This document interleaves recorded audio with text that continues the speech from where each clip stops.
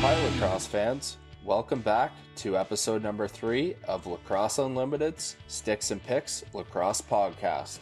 I'm your host, Will Petchnig, alongside co-host Jake Fox. Today's episode is personally one of my favorite interviews because his passion for lacrosse and work ethic allowed him to be a National Lacrosse League player for nearly 2 decades.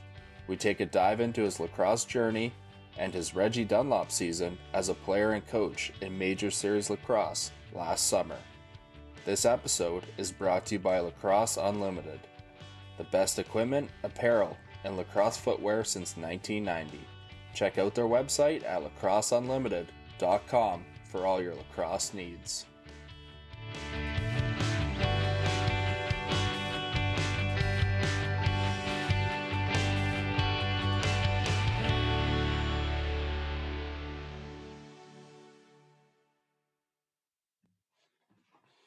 We're joined by a very special guest today, one who I'm personally excited for. He's a product of the Whitby Minor Lacrosse Association, a 2-time Minto Cup champion, drafted 4th overall in the 2001 NLL entry draft, played 19 seasons in the NLL with 5 teams, a National Lacrosse League champion in 2005, and most recently, the Reggie Dunlop of the Brooklin Lacrosse Club, Derek Suddons. Gentlemen, thanks for having me on board.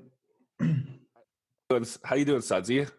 I'm doing great. Things have been going well, despite everything that's out there in the world. We're just getting through it. It's kind of become a new normal for everybody out there, but everyone's looking at other things to do with their time, and it's a great opportunity to come on here and share some stories. Yeah, no, we're excited to have you. Obviously, I've got to get to know you pretty well. We shared a few car rides this year, and a couple pints in the basement a few times. So we're pretty excited to have you. You got some good stories, and obviously a pretty decent career under your belt that we're going to get into. Yeah, not too bad. Time flies. It's hard to believe it was 19 years or whatever it was, and and starting out for the Redmen, and now I'm helping out coach. So it's kind of been a bit of a blur, a roller coaster at times, but it's certainly been thoroughly enjoyable, and I'm certainly fortunate to have the career that I did. So you started your lacrosse days with the Whitby Minor Lacrosse Association. How did you get involved with the game? Well, like a lot of kids, I kind of experimented and dabbled in a few different sports. My father's an old Englishman, so I was doing the soccer ball, kicking the soccer ball around the field when I was about 4 years old, 5 years old, and then I played a little bit of baseball, got in a bit of the baseball, and just like the neighborhood kids, in the area, you'd be riding bikes together, jumping in other neighbors' swimming pools, carrying on. And then a friend of mine down the street, his name's Kevin Ibbotson. He had this weird wooden stick that bent around the top with this hook and this hard Indian rubber ball, and I was trying to put it together, like, what the heck is this? I'd never seen anything like it. And he says, lacrosse, don't you know what lacrosse is? And one thing led to another. And where I was living at the time was only probably about 2 kilometers away from Iroquois Park. And him and his dad and a few guys used to go prior to that, they used to go up to Vipon and watch all the games, which is in, the old Brooklyn Luther Vipon Arena. So anyway, started getting interested in it. Started picking up a stick, played house league for a couple seasons, and I was able to go watch, some of the older Redmen, the likes of John Fusco and Peroni, McMichael, and you got to see kind of the skill and at that time a bit of the violence in the game and just how hard and heavy the game was played. It was great to watch, but it was also great to kind of pick up the stick and try and get better. And, the further the Redmen made it, I think back in those days, they had a really good team. They're fortunate to bring in the likes of Peter Park and the Gate brothers. So we were able to watch those finals at Iroquois Park. And then Iroquois Park was just literally just over the bridge, over the Henry Street Bridge. and we'd go down there and play. And after the game, we'd stay on the floor. Like, myself, Ibbotson, a few other guys, we'd stay on the floor. Literally, the dads would be hanging around, having a couple of pops after the game. We'd just be, literally throwing a ball on each other's net end to end, for an hour, hour and a half, sweating buckets. And, back in those days, we just jump in the back of a guy's truck, that would be just as much thrill as anything else. Jump in the back of a pickup truck with one of the dads and rip home and crash at somebody's house. And that's kind of where it all began. Talk to me about how growing up, you had a lot of good teammates. You got a lot of guys who kind of went through the same thing as you, where they ended up in the pros. Talk about some of those guys you played with, kind of how your teams were, your minor championships and all that. Yeah, well, it started out, again, playing, back in the day, you kind of put together your lacrosse gear, right? So you got some old hockey shoulder pads, and you throw some skate laces through it, to make some kind of makeshift elbow pad. And then I'm sure a lot of the guys back in my area, there was no lacrosse gloves really. There was basically I think there was one make, the old brine, that looked like a pack of sausages on your fingers. And after that, they started coming out with, guys were literally taking hockey gloves and cutting out the fingers, cutting out the fingertips, and cutting out the palms. And you could get away with it for a while, up until, you started playing, heavier lacrosse, and guys were heavier cross checks, heavier slashes, and also using wood sticks. But back then, you basically, get a stick, house league. What they did one year in Whitby minors, the enrollment was down. I believe they said if you played Whitby minor hockey that year, the following year, if you wanted to try lacrosse, you could try it out for half price because the enrollment was down so much. So, I played house league for, I think, 1 or 2 seasons, played for a select team. And then I believe in Pee Wee, I was fortunate enough to get on with Jim Bishop's Pee Wee team. And it was kind of strange at that time because the parents that did have their son or daughter play lacrosse at that time, it was kind of like their own little group. It was a different mentality than the hockey. The parents kind of got together in the summertime. You have the barbecue and peanut bacon on a bun going outside the arena. The parents would be having a couple beers and drinks and then go and watch the game. And it was kind of not really talked about. It was like their own little private, exclusive group at that time. So when I got into the lacrosse, it was fantastic. I mean, we practiced and trained, I think, 5, 6, sometimes 7 days a week at Willow Park. And then at that time, what Jim Bishop did was he actually took on 2 age groups. And the reason he did that is because he wasn't just coaching 15 players with 2 goalies, and that's what he'd have for junior. He was actually coaching probably in around 20, 25 players, because he took the next level up, and then you'd have the one age group that would flip-flop. You'd be a minor or a major from year to year. And that essentially gave him the group, that would lead into the Warriors, like the junior A program later on. So speaking about Jim Bishop, I believe he coached you in junior A as well.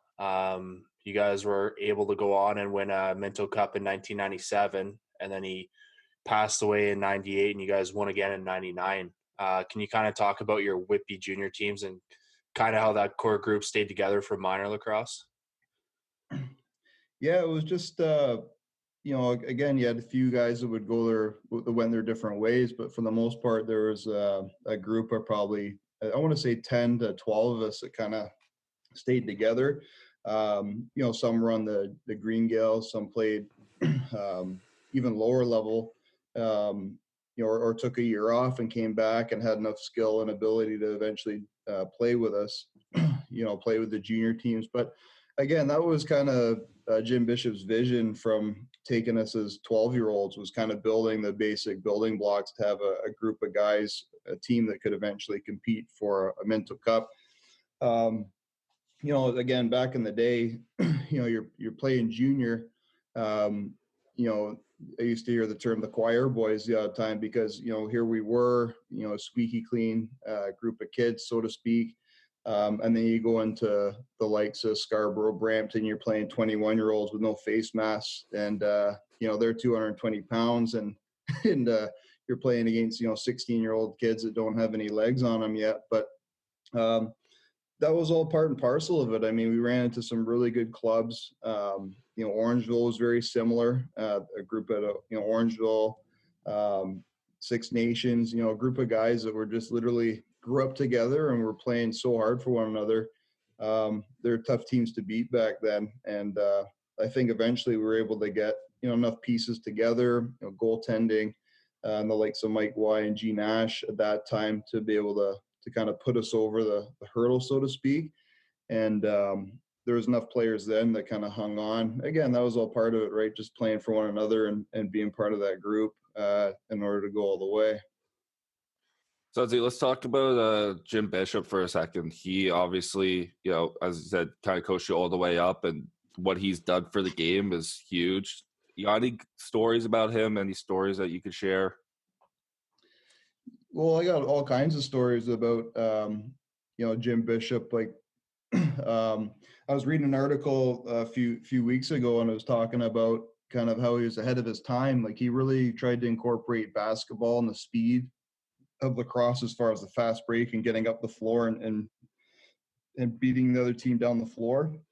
It wasn't until probably in junior we started really changing tactics as far as offense, defense, but all the way through we ran 5 lines. So we ran five lines, and basically relied on each line to do the job. But the lines that, from what I remember, were never labeled 1, 2, and 3. There would be a story where one line would be the Easter line, Halloween line, and the Christmas line out of somewhere. So there was never any rankings that way. It was never an A, B, or C, or they always come up with different things that way. But one of the articles talked about him being, ahead of his time, saying he was, he went and he studied at one of the prolific sports schools back in the day.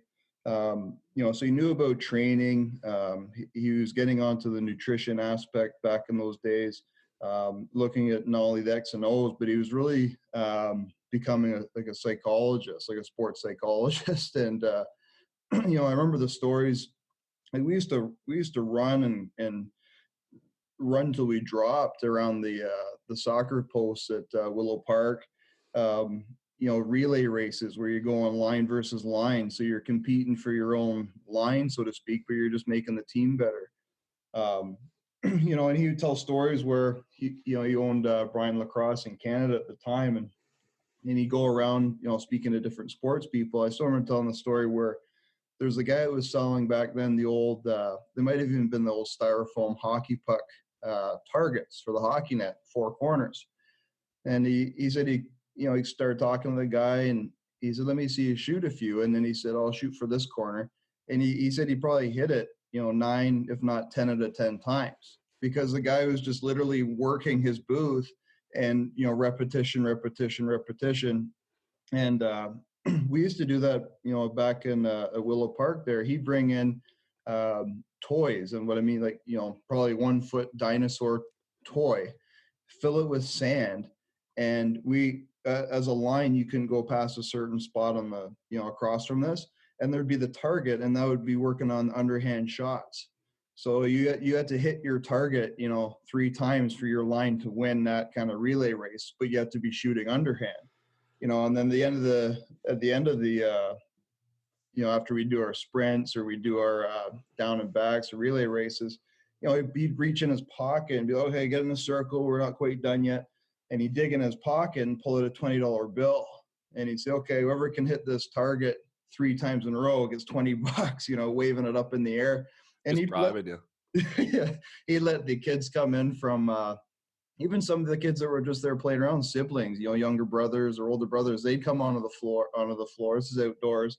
And he literally said it'd be their water bottle or one of the old WWF wrestlers. It's probably like 10 inches high, rested up on the boards. And if you hit it 3 times in a row, he'd give you the $20. But again, it just showed, again, just trying to be more precise and specific as far as trying to be, get the repetitions in, so to speak, but also making it fun that way. Oh, it's awesome for sure. I know Jim Bishop helped out a lot of lacrosse players in the Durham region. So you went on to kind of during your junior years and just after, you went on to kind of an NCAA career with the Hartford lacrosse team in the NCAA. How did you end up choosing Hartford? Yeah, it's kind of there's a lot of there's a lot of length to that story. I'll shorten it down as best I can, but there's a group of us again that were fortunate enough to play for the under 19 field lacrosse team for Canada that went to Japan, and there was a few other players at that time that were down in Mercier's College in Pennsylvania. And on our team, there was the likes of Doug Bellamy, Brent Crossato, and Ted Jenner were actually on that team. And one of the coaches from Mercier's College, a gentleman by the name of Pete Ginniger, he wanted a bunch of us to go to the school. It was a brand new school, program. He wanted to try and bring some Canadian kids down, scholarship, get the program running, and try and be successful. So there literally was, I think, 10 or 12 of us collectively from both, the West Coast and from around Ontario, and some other existing guys from the West Coast that are already going there. So we went there. Things happened administrative wise behind the scenes. They bumped that program from Division I to Division III. Pete Ginniger picked up, who's the coach, went on to coach at Gannon University.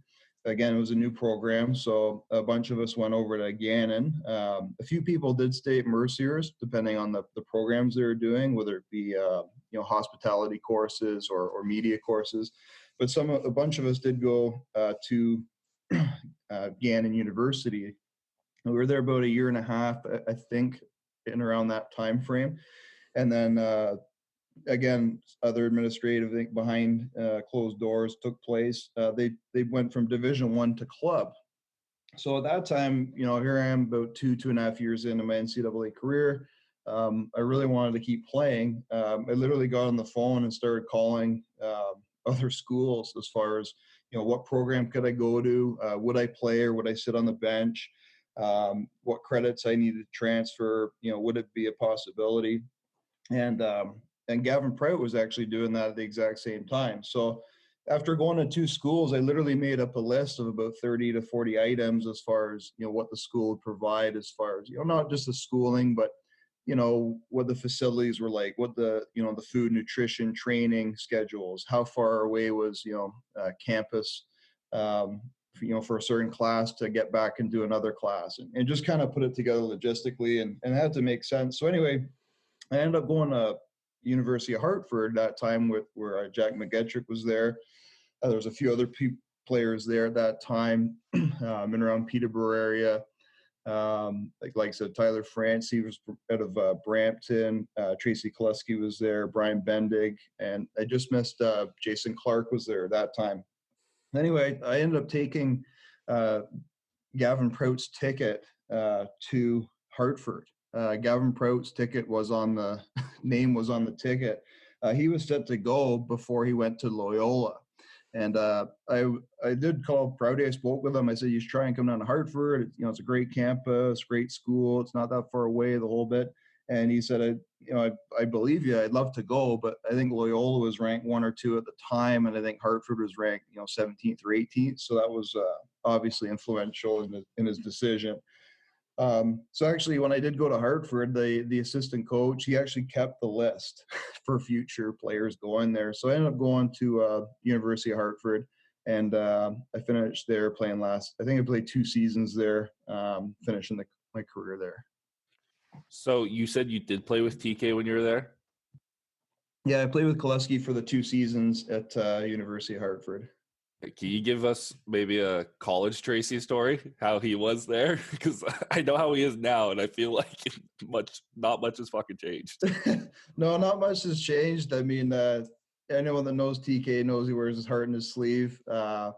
He's a passionate guy, and full throttle in anything he does. There was all kinds of stories back in the day where we'd again, another gentleman there by the name of Damien Cliff was, Australian guy, and another guy, Darius. We just scrounge up literally, singles and put it in a bowl and say, let's go. And we just go down the road to Rhubar and just make it happen. And, there are stories where Tracy used to get along with the bartender. There was nights he was behind the bar, firing up drinks for everybody, and just the owner would just let him loose. And then, I'd seen him other times too, where he'd whisper, he'd be playing a game of pool and he'd whisper something in someone's ear, and it obviously wasn't very polite because, the person pushed him, and it escalated to other events outside.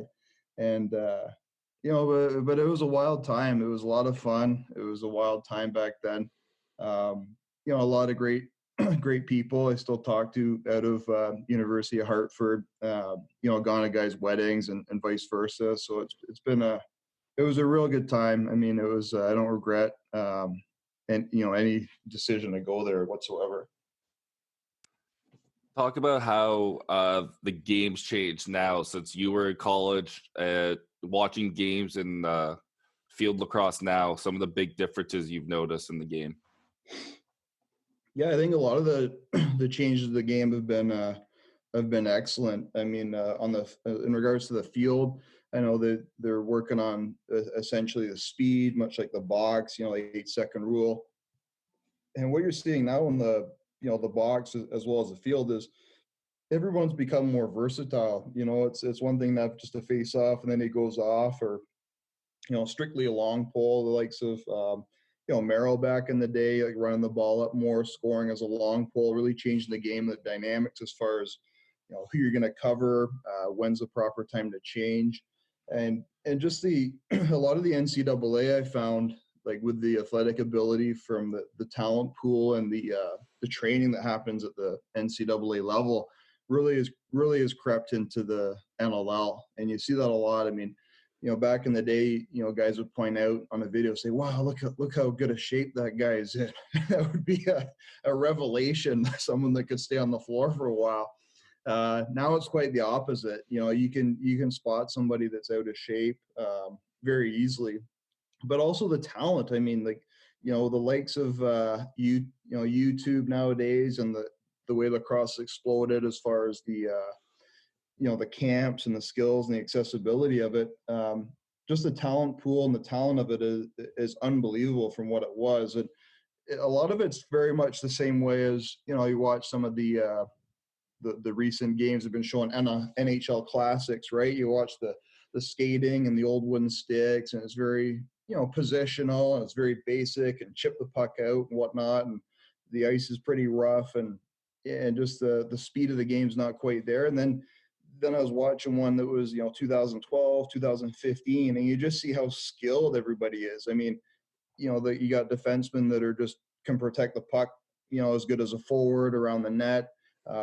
Just the way they, everything's just that much higher level. And I think that's just happened with lacrosse too. It's really great to see. I mean, as far as the speed, and that was on display also. I was fortunate to watch the Canada versus Iroquois final last year. It was an amazing game for the World Indoor Championships. I mean, the speed and skill out there nowadays is unbelievable. Yeah, no, that's it's definitely changed a lot, and I think it's kind of cool how much the game's evolved so far. So right now we're gonna have a little bit of fun with you. We're gonna do our this or that segment. So basically, Jake's gonna go through them with you. He's gonna give you two options, and you have to choose one as quick as you can. No explanation, and we'll just kind of go through the list here, and Jake will give you what you're gonna do for this and that. Are you ready for this, Sudsy? Oh, born ready. All right, we got about 12 questions for you. About half of them are lacrosse, and half of them are we'll call them lifestyle questions. Okay. All right, here we go. NLL championship or your two Mentos? Two Mentos. Brooklin Lacrosse Club captain or Brooklyn Reggie Dunlop? Oh, player for sure, all the way. Jim Bishop or Derek Keenan? Bishop. Major Series Lacrosse or WLA? Major Series is all I've ever known. Yeah. Buffalo Bandits or New England Black Wolves? Oh, you know what? Black Wolves was great, as far as building it up down there and the energy and the fans and building that, but nothing will beat, Bandit Land, where you got 19,000 people dressed up. Tim Hortons or Starbucks? Tim Hortons.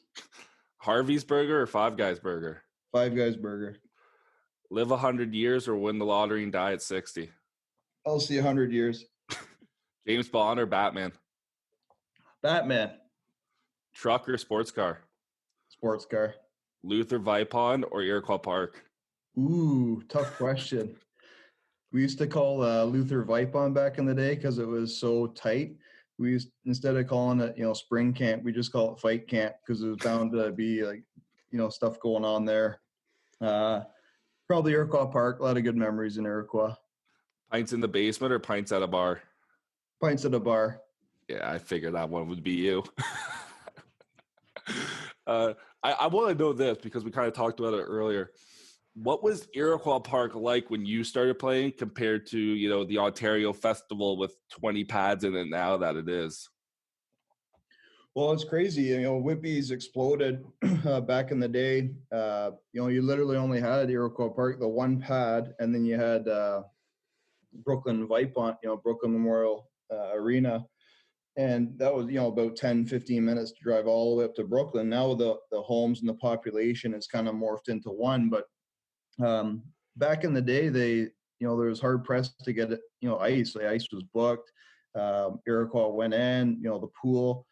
Then there was a great big, it was a huge thing to get the second pad. I remember that was massive. A few years prior, they had built the Whitby Rec Center where they put, a pool, a gym, but no rink, and people were kind of up in arms with that. And then later on, they eventually just, put all the other 4 pads in, and it just kind of boomed from there. I mean, it's a great facility, the way it's laid out. Again, you guys been there. The parking, the festival, I think they do a great job there as far as the floors and the cleanliness of it. And, it's a meeting spot for a lot of the parents and the kids and the community. And, there's enough places for the little rink rats to go, break a gumball machine. And, you talk about tag or hide and go seek. The place is amazing. Some parents can't find their kids for an hour after practice. Yeah, no, Whippy's definitely evolved for sure, and I think we learned quite a bit from you from that this or that segment. So that's awesome. We're gonna head into your National Lacrosse League career here. You played 19 seasons, and in 11 of those seasons, you made the playoffs. In a total of 294 career NLL games, you had 22 goals, 93 assists, and 115 points with 132 penalty minutes. And probably my favorite stat about you is your 969 ground balls. Can you talk about draft day being selected 4th overall? I believe you were selected by the Columbus Landsharks. Yeah, that's right.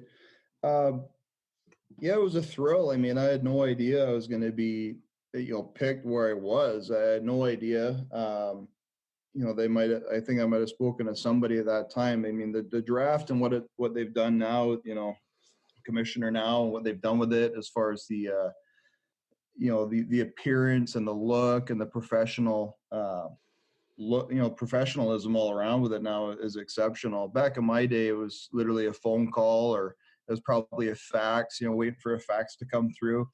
Again, it was great to be selected that high. I didn't really know what I was getting into in Columbus. A young team. I think I might have been around 22 or 23. I was one of the older ones on the team, believe it or not, at that time.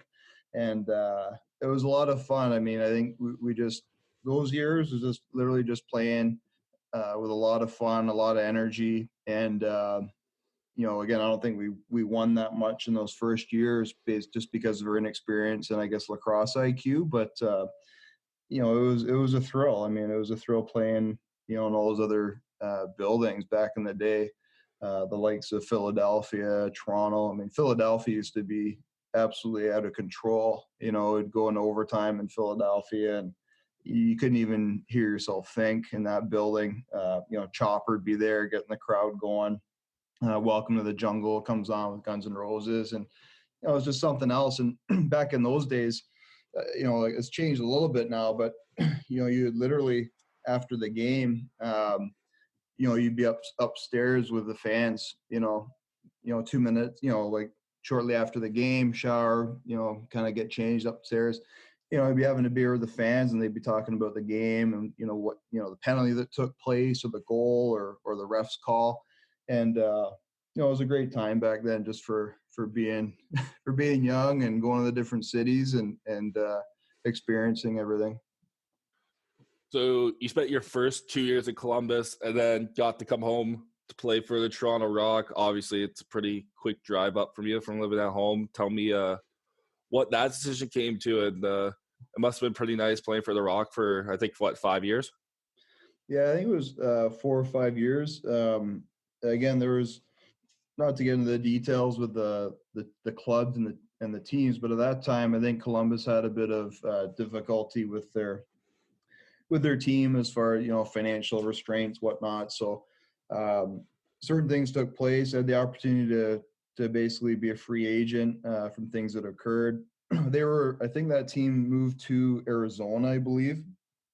And at that time, I didn't want to be, going too far away from home at that time. It was an opportunity that came up to play for Toronto. I knew some of the players there through Brooklyn. Having played Brooklyn a few years, like so Ladouceur and Glenn Clark. And Les Bartley at that time, was the coach. He was battling his illness at that time. I think only played a few games for him if he was even on the bench at that time. But that was a thrill. I mean, for a guy like Les Bartley and that organization to, have confidence in me and bring me in. I think third year in the league. Again, it was huge. Talk to me about, you won your only NL championship in 2005 with the Rock. Tell me about that. Tell me about what it's like, because I think the Rock are basically the only team that's won a championship in Toronto in like 40 years. So tell me what that was like. Oh, it was amazing.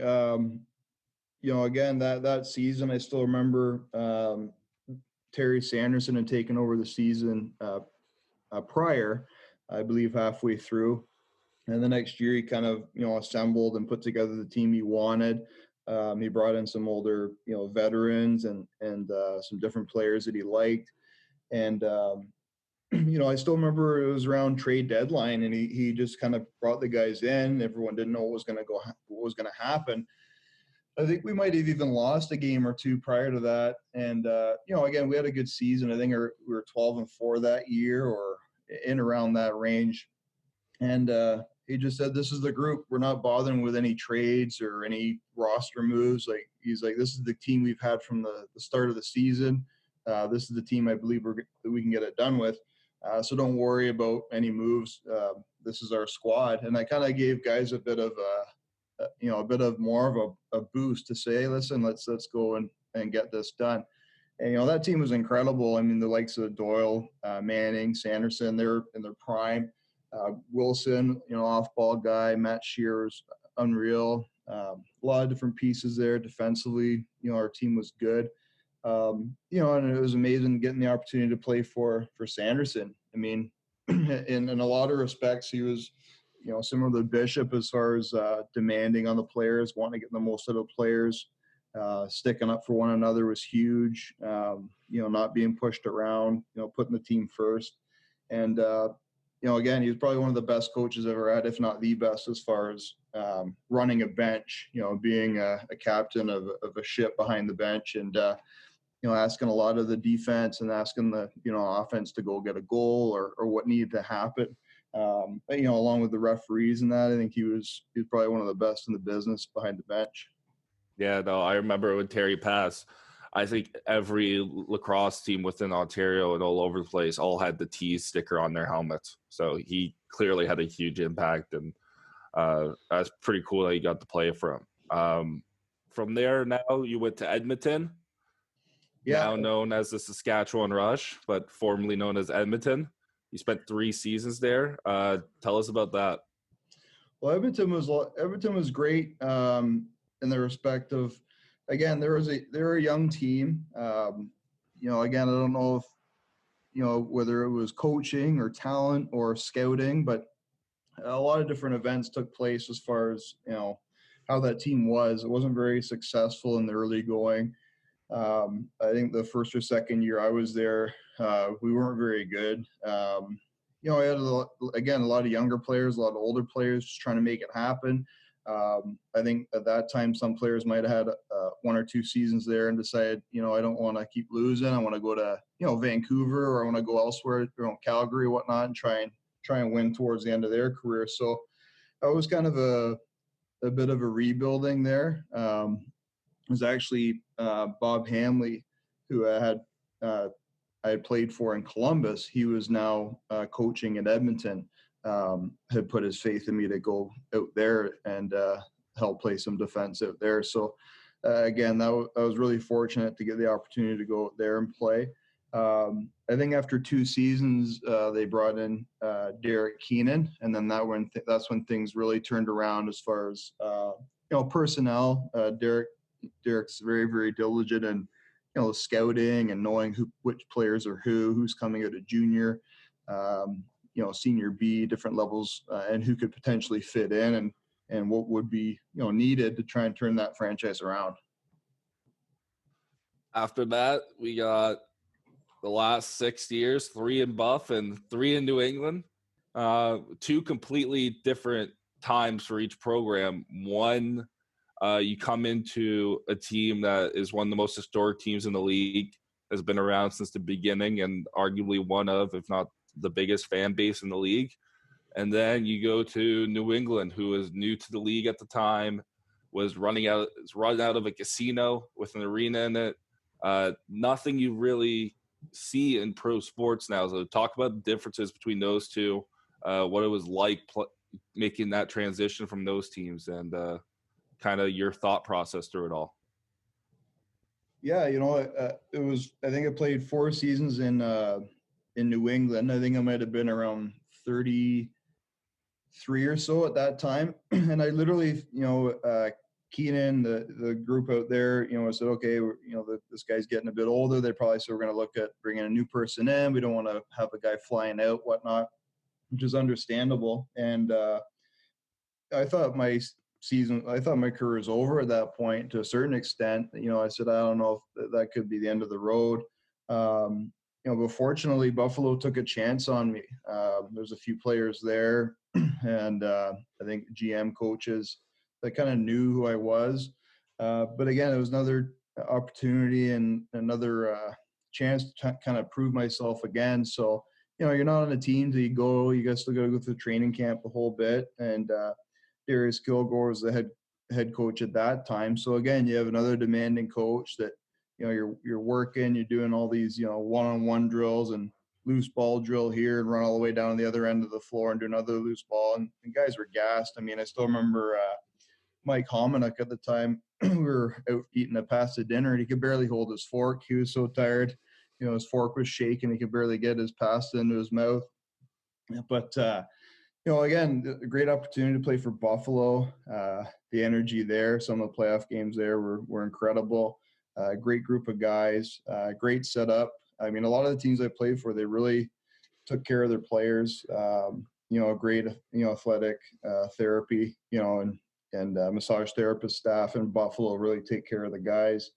And then, again, when my 3 or 4 years went by in Buffalo, and now that much older, again, I thought my career was over at that point in time. And then Glenn Clark, who is now the head coach at New England, said, "Hey, listen, I know the team's not very, again, it was very similar to the situation in Edmonton where the team had struggled, whether it be personnel, coaching, combination of things." And I said, you know what, I'm going to go. I was kind of back and forth with Buffalo. The Buffalo gave, a decent offer, but I said I'd rather go somewhere where you feel wanted, I guess, at that point in time. And in my mind, I was just like, I'm going to train the best I possibly can for New England. I didn't want to let the people there bringing me in. And I thought if the team did struggle, there might be an opportunity to go somewhere else late. If I was playing well, if I was in shape, there could have been an opportunity to maybe go elsewhere.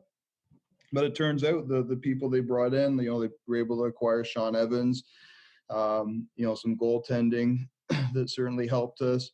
And, again, I think we were successful or made the playoffs one of the years and kind of came out of nowhere the first season. So it was a lot of fun. It was a lot of fun to see the fans build in the arena, and it was certainly enjoyable going there on a Friday. You'd see a 21-year-old kid with his fresh 12 pack and his girlfriend with the black dress over her shoulder, ready for the big, huge weekend, like going to be a huge rock star. And then, on Sunday, you'd see everyone coming out there with their tails between their legs because they, lost a few $1,000 or whatnot, ready to ship on out home. So it was a lot of energy in that place and a lot of good times.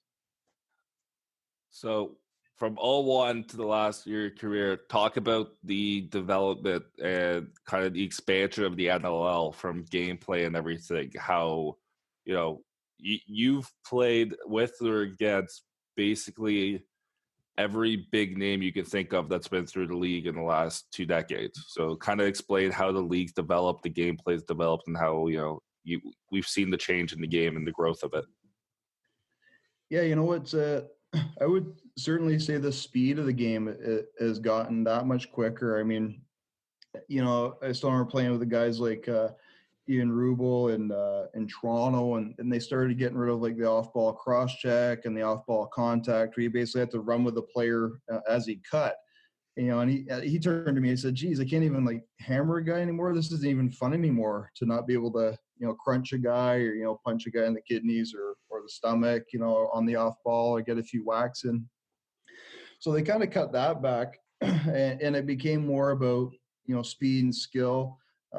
When I played, again, you still had the rough and tumble approach. I mean, going into Calgary and Buffalo and, guys, you were allowed to, I think at that time you were allowed to have 5 minutes and still stay in the game. Like it was out of control. It's one of the, I think we were one of the leagues to really kind of keep an eye out for concussions and high head hits and what it really meant and what it would do to the game if we could clean that up. We were kind of looking at that and saying, is it worth, having a guy break his vertebrae and not be able to walk, for the sake of the sport and what the fans want to see. So, again, you still have the speed and skill up and down the game. A lot of the fighting's gone down with, the roster moves, but you can't just be, one dimensional in the league anymore. I mean, even the defensemen, I mean, again, when I played, I wasn't I wasn't a goal scorer by any means, but you still have to be able to run the floor and make a good pass up the floor. Otherwise, your career was kind of short. I still remember one of the games in Buffalo.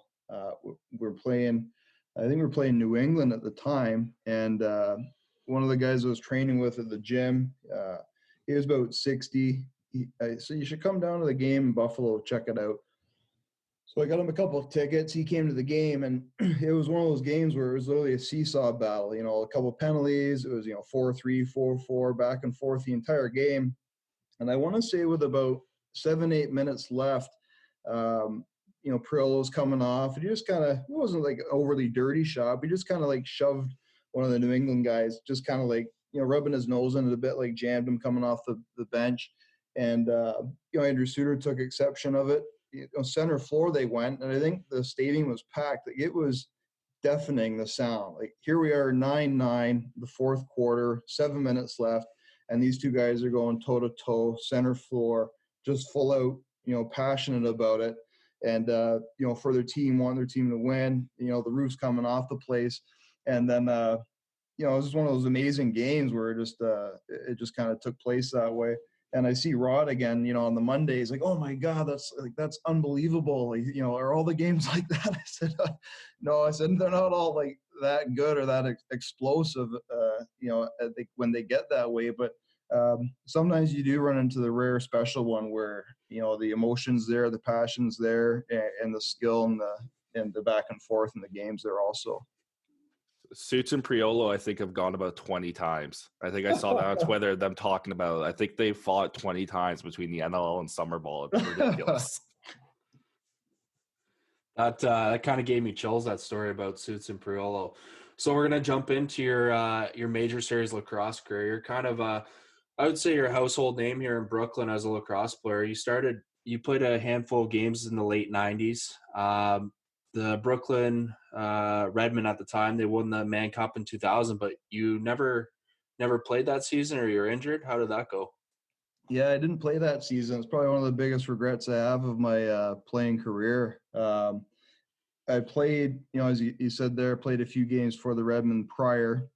I think I'd finished up my University of Hartford career. I was playing, I don't know if I finished June or 2099, I would have finished my junior career. And then I was playing some outdoor senior men's field. And I think I was playing on four or five teams, and also my high school field team.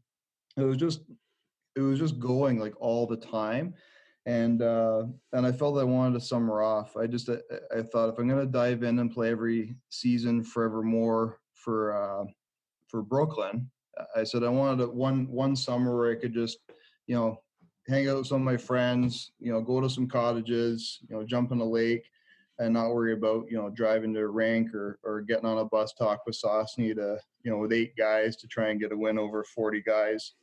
So that's what I did. It worked out that way where they did win in 2000. It's one of my biggest regrets, that not playing, but you never know, right? I mean, things can change. If you're part of the team, might not have worked out that way. You just don't know.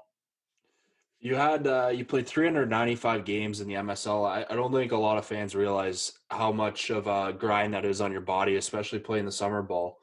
Um, to kind of talk to the fans about like the impact on that has with your body, especially playing that amount of games in about 2 decades. Yeah, I was fortunate to kind of keep myself in somewhat decent shape. That's part of it. That was, to a certain extent, Jake's played some senior as well. You almost got to earn your respect in the senior level for the first, 1, 2, if not 3 years.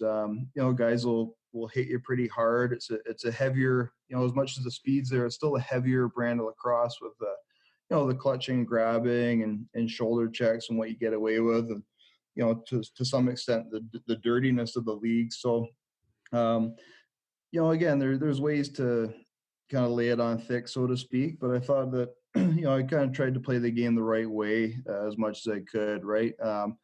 Lacrosse is one of those sports. What goes around comes around. You might get away with doing some illegal things to guys at times, but it can come back to haunt you. And I've seen that a lot of times over the years where someone will get away with it for a certain time, and then it just comes back to them, and it's not pleasant when it comes full circle.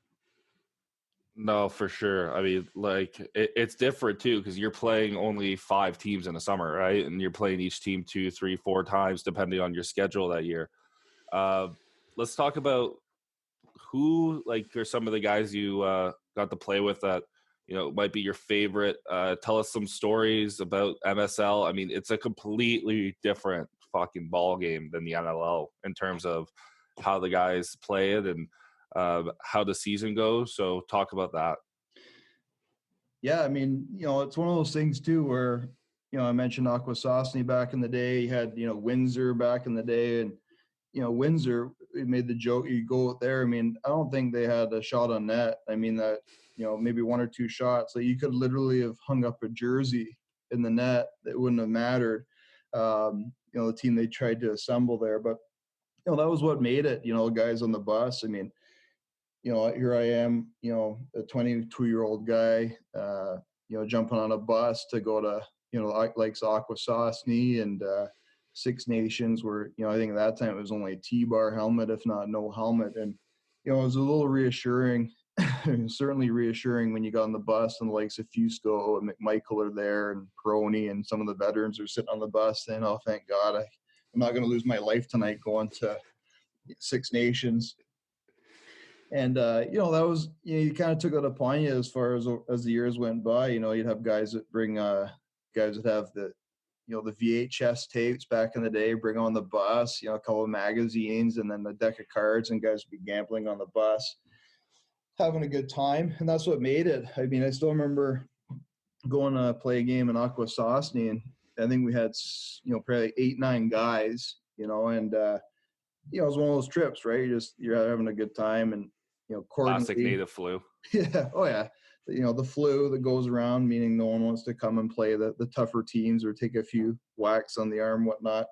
And I still remember, we do different things. Like G Nash at that time had taken a few boulders, literally put it in Troy Cordinley's coaching bag, and he's got one leg, and the bus is at one end of the rink, and I don't know if Troy had a beer or two before the game. It wouldn't have surprised me, but he basically carried his little bag, 300 feet, puts it down on the bench, and he just hears these rocks clunk. He opens it up, and then right away he knows it's G Nash has done that. I think we had 8-9 guys during the game, a couple penalties, and guys are tired. I mean, I remember I literally was so aghast. I went down, shot a ball in the corner, run all the way off to get a change, and then I literally ran off the offensive gate, just went down the bench, and then back out the defensive gate because we didn't have any players. That was my line. You're doing dump and chase style? That was my line change. And again, the stories over the years, right? Playing with the likes of Williams and Scott Campbell and Hopcroft, Dan Ball, a lot of good times with all those different teammates. Again, like one of the years, I think might have been back to the bus, might have been junior. Brad Reed was playing, and one of those things, an hour and a half bus ride. It might have been Orangeville, whatnot. Someone had a box of Timbits there. So everyone puts $5 into the hat. Okay, Reader, there's $50 on the line if you can eat 100 Timbits. So he starts pecking away one at a time. He gets to about 20, turns the lights off because he doesn't want anyone to see what he's doing. Like that's going to affect his performance. He's sipping on some Coca-Cola, trying to ease up his belly. Fuck. And I think he got to 35 Timbits and he tapped out. So he didn't get the money. He felt sick and got to 35. You think Reader could down those today, 100 of them? I don't know if he's built up to that or not. I'm not too sure. Oh, that's great. All right, Sudsy, I gotta ask now. Is it official? Is it no more suiting up and putting on the suit and tie behind the bench, or are we gonna see you play a few more this year? Well, if we're short players, I've been getting my jogs in. I kind of put that to Brad MacArthur at some point. He said, I think we're good. So it would really come down to if we're really, really limited to throw the stuff on or not, right? To throw the gear on. Again, it's one of those things I've been fortunate to play as long as I have. I certainly don't want to go out and injure myself, playing one game. Oh yeah, you don't want to embarrass yourself either, right? I mean, you want to try and keep up with the play and whatnot. So at this point, 99% no. Yeah, well, it's definitely, you've had a great career, and we're gonna have a little bit more fun with you here. We did a Twitter and Instagram creep on you. You do have 2 Twitter accounts and 2 Instagram accounts. I'm not sure if you know how to use them or not. No, probably not. You only have 1 tweet, and it was from October 31st, 2018, and you tweeted, "Hello, Barb." You're obviously not a big social media guy, but can you explain that? Yeah. So believe it or not, I was helping out at one of the new facilities in Whitby there called the Barn, and they were looking for some of the younger kids wanted to play goalie, but they didn't have any gear. So Barb is actually the facilitator. She was the equipment facilitator at that time. And she had said something to me like, well, you're not on anything. Like, you're not on this, or you're not on that. Like, how much, I can't even message you or anything like this. And she's like, get it together. I'm older than you and I have these things figured out, whatnot. So I just threw that on her. I just threw that on there very quickly just to make her happy. That's amazing. Yeah, no, that's definitely awesome. Yeah, you have 2 Instagram accounts. To use them? I use one a little bit, just I did use it in the past, but I haven't used them that much. I mean, I'll just kind of see what's going on in the world. It's hard to kind of know what's going on in the world with one-line sentences. So, usually I'll spend my time reading more content than a one line. Yeah, no, that's great. Hopefully, maybe one day you get a picture up there of yourself and the amazing career you've had. And we're going to dive into our last thing here. Sure. Lacrosse officials, they're a big part of the game. There's been a couple incidents in the last few years, and I think it's time that the game needs to realize that they're human too, and that they command the same respect that players and coaches deserve as well. So, did you ever have a favorite lacrosse referee, and if you did, who was it? Well, I remember a lot playing. The late Gary Martin was really good in junior and also senior. He was one of those guys who would kind of let you play, but he did a good job of talking to the players and saying, ease up here, or, hey, listen, I let you get away with 2 slashes. Now I'm going to call you on that one. And if he missed a call, he would tell you. He would say, a guy might get, hit from behind slightly in the corner, and he might be watching the play at the net. And he'd come over to the coach and say, I missed it. I watched the pass go across to the front of the net. I looked at that. I said, I missed the shot. And he'd say, sorry, I owe you one. If I see another one, I owe you one. And he was really good that way as far as talking to the coaches and the players. And I think that's important too. I mean, even at the minor level, it's very, very important that, again, the younger kids that are the refereeing, be able to get their voice and say, ease up on the back and, whatnot to keep it safe for the kids, but also help them, help the game going, help the game grow. Yeah, I think communication from an official is key, whether it's to a player or a coach, just so everyone knows what's going on the floor. And I think that's where fans can get a little bit upset because they kind of don't see the same views that the officials see on the floor. You've been around the game a while as a player, now coach for a little bit. What do you think we as players and coaches can do differently to limit the abuse towards the officials? I think the biggest thing is having a lot of respect. I mean, a lot of people, you kind of take it for granted, the refs, but if there's no referees, there's no game as far as, what are you supposed to do? Get a robot to control the game. You need the refs out there to kind of control it. Essentially let the guys play. You see that happen more and more, as the playoffs run deeper, the old line, the whistles get put away to let the players decide, right, and let it go that way. But I think just having more of a dialogue with the referees is big, right? They started, big thing you see in the NHL, like especially last year or so with Edmonton and Calgary, they're bringing in guys, Peros and that to try and be a bit of an intermediary to say, hey, listen, what's, is there any revenge taking place in this game, or, what's the, emotional temperature of this game? And I think that's important too, realizing, what might have taken place in the past and whatnot, or during a game, and just having a dialogue, like open dialogue with the coaches and some players, and making sure that gets, a proper platform. I find even, coaching my son's team, yelling and screaming, it gets tuned out, right? Where, again, some coaches are voice their displeasure or, show it in different ways. I still think you gotta, come down the level and talk to the referees with respect as far as getting your point across. I was going to say, I think the only coach I've ever seen that's been successful by yelling and screaming is DK. Yeah, I think officials, at the end of the day, they're human too. And I think the more open dialogue we as coaches and players have with them, I think it'll make for a better game, and it'll make life a lot easier on the officials in our game. So we're going to end it here. Do you have any last minute stories that you can think of that have kind of highlighted your career, or anything funny that you'd like to say? Yeah, there's a couple of quick stories, back to the likes of Troy Cordingley. He came in the Redmen, and, Troy's a great guy. A lot of guys have a lot of respect for him in the lacrosse world and that, and he likes to have a good time too. And one of the years we brought in Pat McCready, a good veteran out of St. Catharines, and Troy Cordingley, he had the same, he had these shoes. They must have been 10 years old, right? So after one of the games, Pat describes one of the red cups and writes on it, Cordingley Shoe Fund. So guys are throwing in, toonies and loonies and $5. And, after a couple of pops at the little banquet hall, he goes and presents him this cup, and it might have, $28.50 in it for him to go and buy some new shoes. It's just one of those things that takes place, right? Kind of sticks out in my head.